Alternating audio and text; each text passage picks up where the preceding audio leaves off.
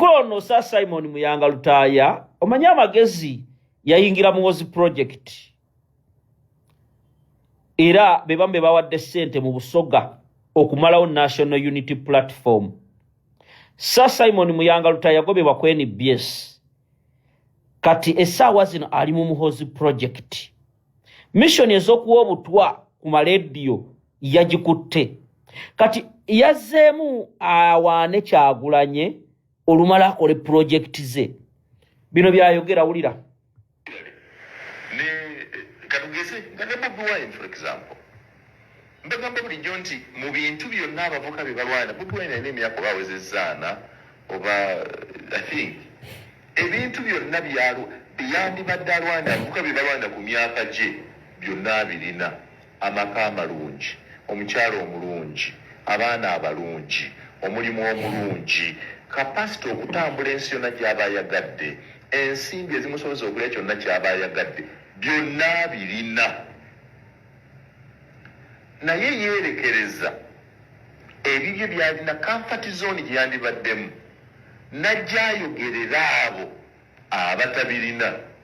Ate n'olaba ng'abo abatabirina bayogerera basiiba bamuvuma, bamukuba mu bukatuuni, bamukola mu bukiriipu. Anti kale eyakoze kakatuuni kano ne bukiriipu buno n'okugya ebifaananyi ebyedda okwagala okwonoona Bobi Wine, kale wakisinga amagezi ago n'obudde bwabukozesezza okwejja mu mbeera embi atuuke Bobi Wine waali. Oyo ye Sir Simon Muyanga Lutaaya. Munnamawulire abadde yeegumbulidde erinnya okuvuma His Excellency Robert Kyagulanyi Ssentamu. Tukimanyi bulungi nti munnamawulire bw'oba okola emirimu gyo olina kubeera newto. Tekikugaana kuba na muntu gw'owagira ku mutima gwo, naye ate toteekeddwa kiraga public kubanga mu mawulire abantu b'oweereza oweereza abantu ab'enjawulo. Nti oyinza okuba ng'owagira opposition naye ate abali mu gavumenti bayinza okukuyita nga munnamawulire okubakolera sitole yaabwe. Banaakwesiigisa batya sitole yaabwe nga bakimanyi bulungi nti gwe owagira ludda ate olubavuganya. Kitegeeza tolina kuba na side okusobola okutambuza emirimu gyo bulungi. Sir Simon Muyanga Lutaaya ebbanga lyonna abadde avvoola His Excellency Kyagulanyi Robert Ssentamu ku mpewo direct nga ye alaga nti ayagala nnyo Muhoozi era ye President gwe balindiridde okulaba ng'addira Mwami Museveni mbigere essaawa bw'eneeba etuuse ng'avuddewo. W'owulira bino yalidde dda ebigambo bye era yeetonda. Anenya nnyo abantu abavvoola Bobi Wine agamba nti oli muvubuka muto, buli kimu akikoze, buli kimu akirina eky'obugagga kye yandirowoozezzaako, wabula olwaleero abamuvvoola beerabidde nti ate alwanirira bo. Kyabadde teyalaba luli emabega wabadde amuvvoolera. Kitegeeza nti abantu bano bambi bakozesebwa ne babakozesa ensobi ne babakyayisa bannayuganda. Munnayuganda akulaba ng'ayagala Bobi Wine bw'ategeera nti ate gwe oli munnamawulire kyokka odda ku pulezidenti we gw'ovvoola, kitegeeza amawulire mulimo enkya guggwawo nga ate weetaaga abantu. Ojja kunoonyawo onyo otuzzi, tojja kukubula. Kyovula nti basajja bakulu bano bavuddeyo olwaleero bakyusizza obwanga bakulaga nti ate bo baagala nnyo Bobi Wine kati ate be bamuwaana ate lwe babadde bamuvumirira. Haji Ssettuba omusomi w'edduwa yabikutuusaako nno bino. Nkujjukiza nti Haji Ssettuba omusomi w'edduwa asomera abantu dduwa ku nsonga ez'enjawulo. Waliwo abanoonyeza empapula nga zikyabuze, Haji Ssettuba asobola okusomera ku dduwa ze buli kimu ne kikwanguyira. Mu abanoonya emirimu nga tonnagufuna bwe weekwata Haji Ssettuba omusomi w'edduwa naawe ebyo bijja kuba bikyukamu. Bw'ayagala okukukuza ku mulimo n'okwongeza ku nsimbi z'osasulwa ng'olaba tezikumala, weeyune Haji Ssettuba omusomi w'edduwa naawe tojja kujula. Haji Ssettuba omusanga ku ssimu eri 0703 31 39 25.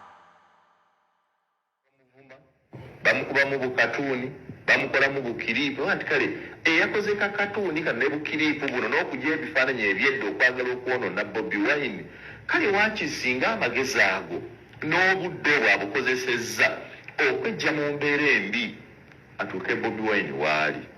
Nange Simon Muyanga ayogera naawe ndowooza bwe omukulu oyo message mpanvu ne mumwegendereze temulooza yabeegasseeko. Wiiki ewedde yali nga balunkinga kintu kya Muhoozi era ne mukiraba. Jamuntagingire omukulu ono wammanga.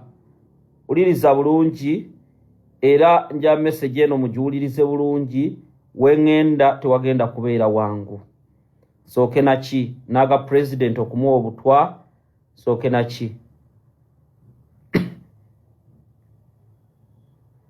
Mwanyiraze Patricia Sewungu nkulamusizaako nkyanoonyereza kunskwataganayo ne pressure kuba waliwo amawulire agazze ku meza yange nga pressure abadde mukwano gwo Patricia Sewungu uliriza bulungi Mwanyiraze Patricia Sewungu gota kimanyiko nti pressure muvumi wa Bwakabaka soko ulirize kano olumala nfulumye ne information ulira abamukwata bali balala waliwo omukyala ali London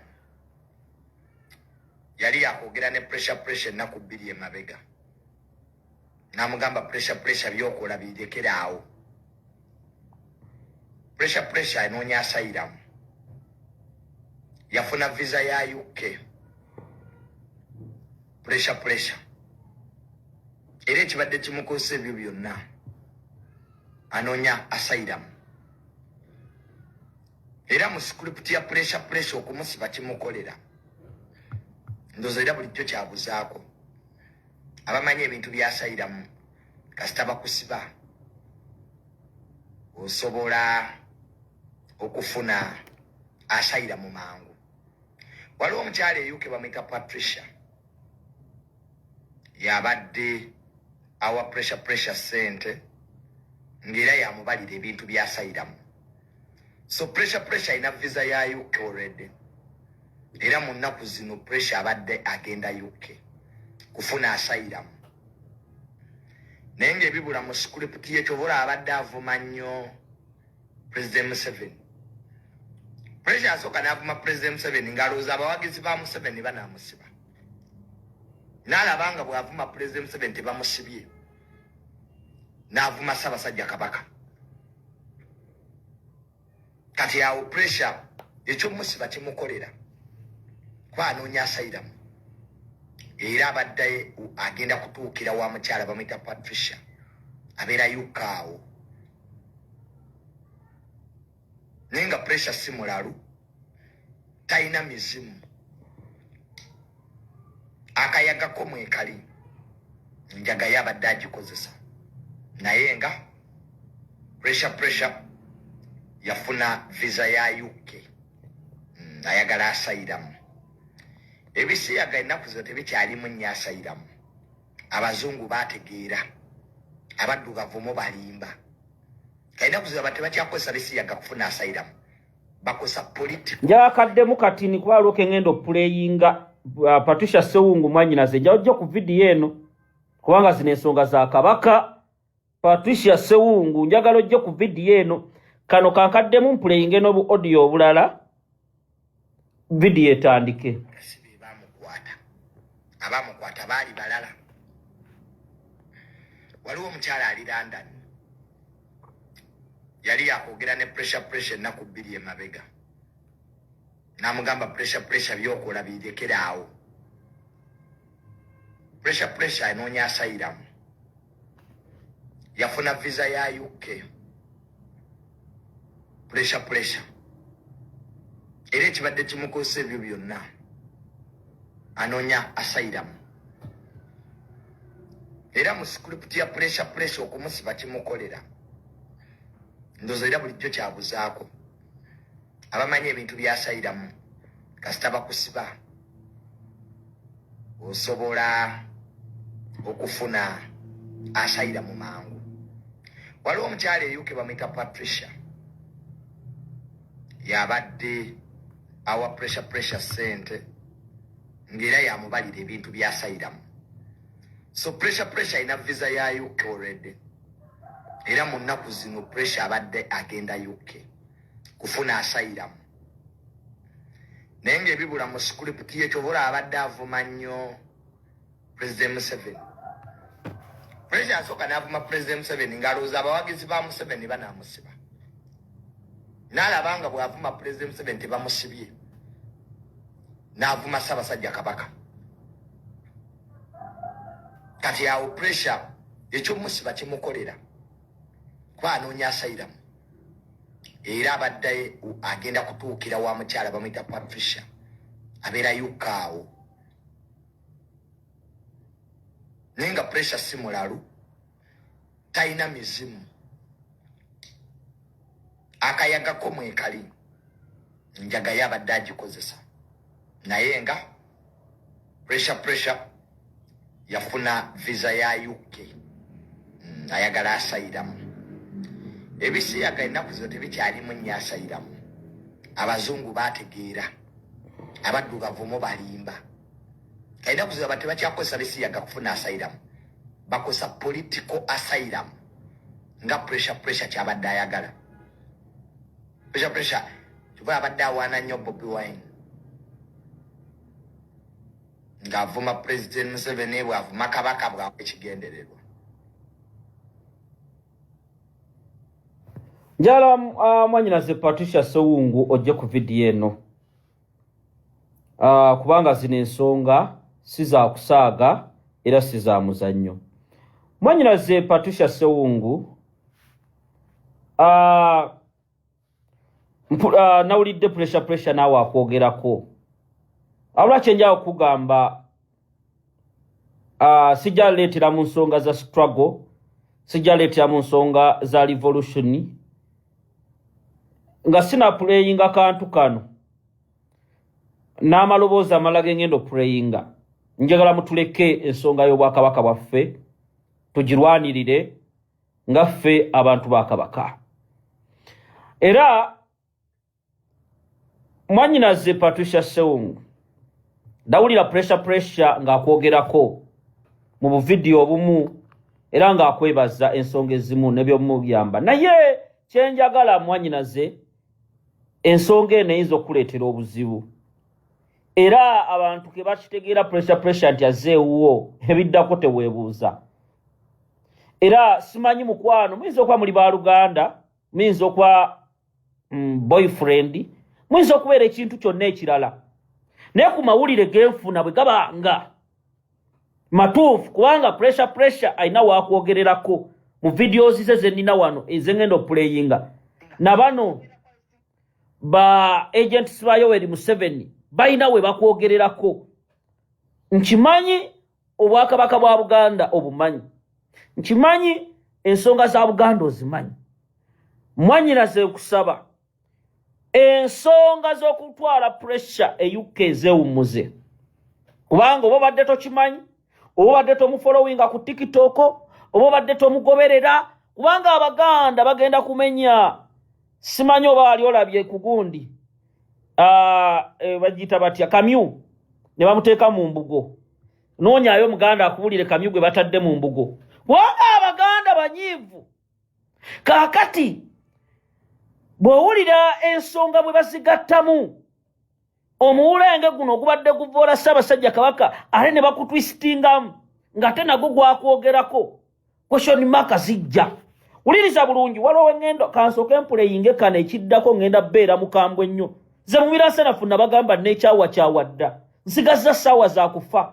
Oli oba njagala njagale ku Bukatuliki mama naamwe eyukka akimanyi ku Bukatuliki Obuganda n'ensi yange Uganda, Obukatuliki Obuganda n'ensi yange Uganda. Wulira bano kati ngenda puleyinga amaloboozi ate amalala kansooke mbawe kano indako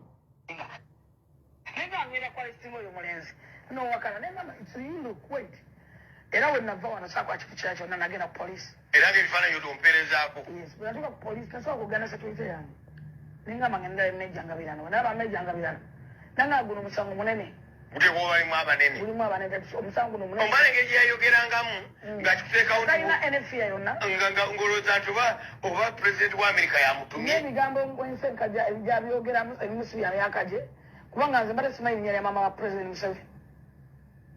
nze mbadde nimanyi nze mbadde simanyi yafiira wali nga international hospital ekyali naye kati avuma waaki omukyala yawumula dda talina teyavuma na ku muntu yali mukyala mulokole nnyo talina nambeera yonna n'omukyala omuteeka mu era abajjega ovuma botegamubba waaki gamukuba amabuliro Museveni gyali n'abaganzi banaye mwana nazaala buzazi simanyi gyali kati nagenda nedala Mejjanga nga musangulo munene nnyo tojja gusobola bekawa ndifunye looya nangamba naye tugende saidi kuba saidi looya nengenda mukyala saidi looya nemulaga obutambi bwonna bwalinga obutambi 10 naye abuwa obudde n'abulaba nagamba that is too much n'afuna pain mask nakulukusa amaziga nanga naye saidi omulamba ate looya nangamba naye bali biri ebintu bibadde bikaabya yakaaba nangamba naye wetaaga looya w'amaanyi kati mubalooya bange nnamu abalooya ab'amaanyi aba Erigoni Company Advocate mulimu omwami gwetaluba oyo Nakanguubi ne mukulu Senkubuge mwewumuzeeko ku nsonga zino nkidda mwewumuzeeko mwanyinaze Patricia Sewungu nga bwe nkugamba ensonga zino nene message eno simanyi oba wagiwuliddeko Patricia Sewungu kuba nawulidde nga pressure akwogerako nengamba paati owaffe nga tekisoboka atwale omuvumi w'Obwakabaka e UK nengamba paati liisi nengamba tekisoboka kubanga kati wetulaga tugenda beera bakambwe nnyo era buli Muganda n'omuntu agaza Ssaabasajja obulamu wano beera mukambwe toseka beera mukambwe bano abantu batandika bati era lwaki pressure abantu abo bamwettanidde why what is the reason what is behind nina audio zengendo opapulating amugenda kutya ensi era Janet ono bamuyitaani ono mukyala Juliet Nabosa Sebugwawo akabondo ba Franka Gashumba bonna team ola Franka Gashumba yayogedde ku pressure balamu alina statement gyakoze ku pressure bano bonna balabe b'Abakabaka baffe obwa Buganda era batumfe tujja byogera because we are proud Baganda abamu mukibanyiiza lwaki ayogedde ayambadde akakofiira amwe Muganda amwe member of National Unity Platform bavolesa abasajja tutunule bavolesa abasajja tubeerawo tusirika amannyo bamupangire visa agende avumireeri nga tutunula butunuzi wano mugenda otegeerera oba mumira nsanafu kweyambula nja kweyambula